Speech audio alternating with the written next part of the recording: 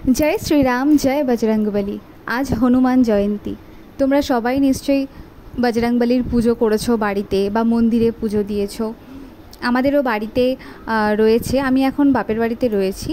এটা আমার বাপের বাড়িতে পুজো করছি, কিন্তু আমার শ্বশুরবাড়ি বাপের বাড়ি দু জায়গাতেই হনুমানজির ফটো বা আলেখ্য আমরা পুজো করি। যতদূর শুনেছি মেয়েদের নাকি বজরংবলী যেহেতু ব্রহ্মচারী, ওনাকে ছুতে নেই, ওনার পুজো করতে নেই। কিন্তু বাড়িতে কি করা যাবে বলো, বাড়ির পুজো তো মেয়েরাই তো করে। তো গোপালকে স্নান করিয়ে, শিব ঠাকুরকে স্নান করিয়ে, সিংহাসন সব পরিষ্কার করে খুব সুন্দর করে পুজো করলাম। নিজের মনে শান্তি হলো। আর আমাদের এই সিংহাসনটা জানো তো অনেক আগেকার কাঠের সিংহাসন। এটা মানে আমরা জন্মের থেকে দেখছি, আমাদের জন্মের আগের থেকে এই সিংহাসনটা আমার ঠাকুমার সিংহাসন। আমার ঠাকুমা এই সিংহাসনেই পুজো করতেন। তো বুঝতেই পারছো যে অনেক বছর আগের, কত বছর আমি নির্দিষ্ট বলতেও পারবো না। আর আগে জানো তো যেহেতু এটা কাঠের সিংহাসন, আগে আমাদের বাড়িতে টগর ফুল গাছ ছিল। আমার দাদুর গাছ লাগানোর হাত খুব ভালো ছিল। তো এই টগর ফুল দিয়ে এই সিংহাসনে সাজালে না, যেহেতু কাঠের সিংহাসন, ভীষণ ফুটতো, ভীষণ ভালো লাগতো।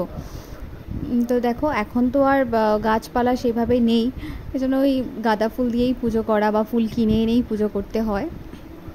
তো সব ঠাকুরকে ফুল দিয়ে, ফুল মালা দিয়ে সুন্দর করে সাজিয়ে পুজো করলাম। এমনিতে আমাদের বাড়িতে প্রতিদিনই গোপালের ভোগ দেওয়া হয়। মা প্রতিদিনই বাড়িতে ভোগ দেয় গোপালকে। তো কোনো বিশেষ দিন হলে একটু হয়তো বিশেষ কিছু ভোগের জন্য ব্যবস্থা করা হয়, নয়তো এমনিতে ভোগ প্রতিদিনই হয়।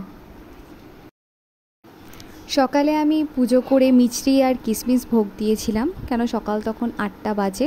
ওই সময় মিহু তখনও ঘুমাচ্ছিল। আমাকে আবার পুজো করতে করতে ওর দিকেও মাঝে মাঝে দেখতে হচ্ছিল। উঠে পড়ছিল, ওর মামি বা দিদুন এসে আবার ওকে ঘুম পাড়িয়ে দিচ্ছিল। তো সকালবেলা মিছরি আর কিশমিশ দিয়ে ভোগ দিয়েছিলাম। তারপরে মিড মর্নিংয়ে তোমার ফল দিয়েছিলাম ভোগে। আর ওই সময় মিহু আর গুবলুও ফল খাচ্ছিল, আর ভগবানকেও ফল দেওয়া হয়েছিল ভোগে।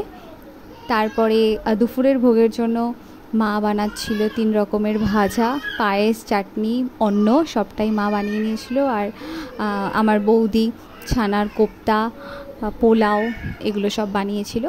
তো সবাই মিলেই সব কিছু করে খুব সুন্দর করে পুজো করলাম, একদম ঘরোয়াভাবে। কোনো কিছু বেশি কিছু যে খুবভাবে বড় করে কিছু নয়, একদম ঘরোয়াভাবেই পুজো করা হয়েছে।